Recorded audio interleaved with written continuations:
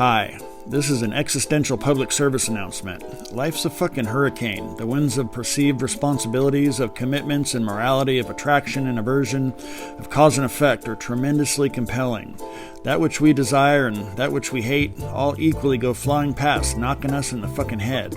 It's overwhelming. It's the feeling of endless yearning and persistent suffering.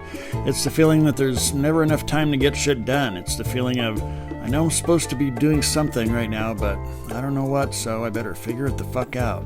It is the fluctuating mind. And what the fuck is the mind? Well, basically it's an endless series of changing thoughts that tend to condense and clump like clouds.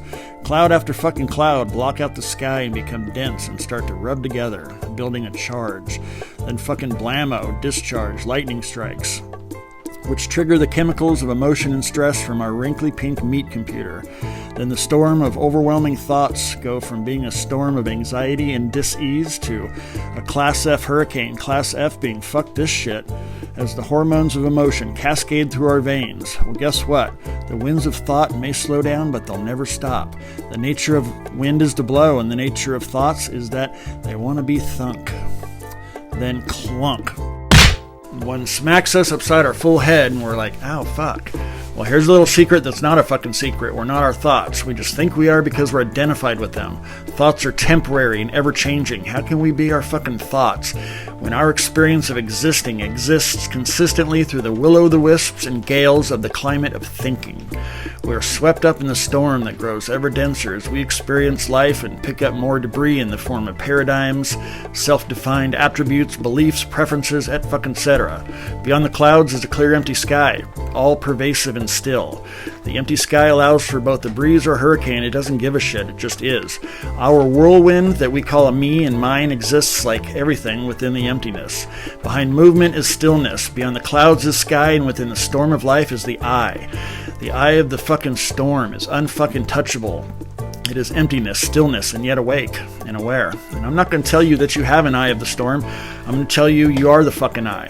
But the thing about eyes is that they seem to only look outward, and an eye can see everything other than itself. There is nothing within our wrinkly pink meat computers that can explain consciousness. Psychology, neuroscience, no one knows what the fuck it is. It is the eye of the storm that doesn't know to look inward instead of out.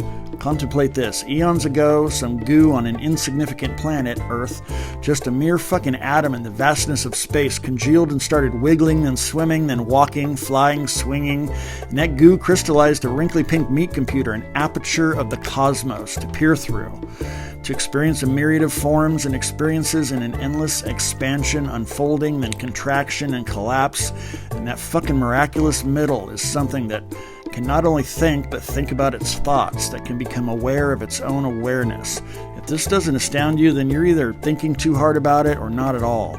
The feeling of aliveness, me-ness, the feeling and experiential awareness of existence is what we are. Like projectors made of congealed stardust, we've formed around a wakeful vastness, around a light, which shines through a strip of moving film called thoughts.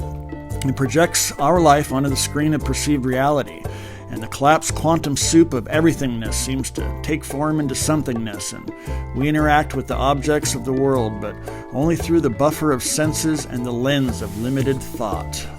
In this world, we have fire, air, water, earth aggregate, we have molecules and heat, chemical reactions and cold, we have gravity, momentum, we have all the shit we can understand, but we don't understand that which allows understanding. We perceive without regard for the phenomenon of perceiving. We say me and define ourselves by a daisy chain of accepted thought patterns, but get caught in the definitions such that we don't see that which observes those definitions. Consciousness, this most amazing and strange, wondrous fucking thing that no one understands, exists as the very core of your experience.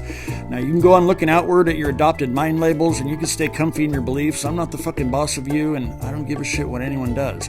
I will never know what it's like behind your eyes, but behind my eyes is the ultimate frontier, one vast and wondrous, perpetually mine to explore at will by simply becoming aware of space and emptiness, which supports and observes the celestial bodies of the mind, and not getting caught in their gravity whenever possible, but also sometimes crashing into the fucking surface of a planet like a wayward dumbass comet until we figure it the fuck out. We're a fucking miracle that goes around bitching and moaning, loving and hating, grasping and pushing away like, oh, I'm bored, I think I'll go buy some shit. You don't have to be fit or smart or talented or successful. All those are illusory aspects coiled around the one thing we all share, existence perceiving its unlimited self within little meat bubbles who've been deluded into thinking there's something separate. The air inside of a bubble is the same air that permeates the entire atmosphere. Figure it the fuck out if you want or don't. Perhaps you have a chain of beliefs that says, oh, when my meat bubble pops, I'll know then. Do what you want or don't. You can find out now. There's nothing closer to you than your own awareness. We're just bound by identification, by the of. I am aware of myself, of the world, of the thises and that's. If you can eliminate the of just for a moment, then you won't have to hang on to some adopted dogma created to soothe the mind's inherent terror of annihilation that you hope will pay off when your meat tractor croaks. You can peek behind the curtain right fucking now. Okay, well, have a nice day. Toodaloo.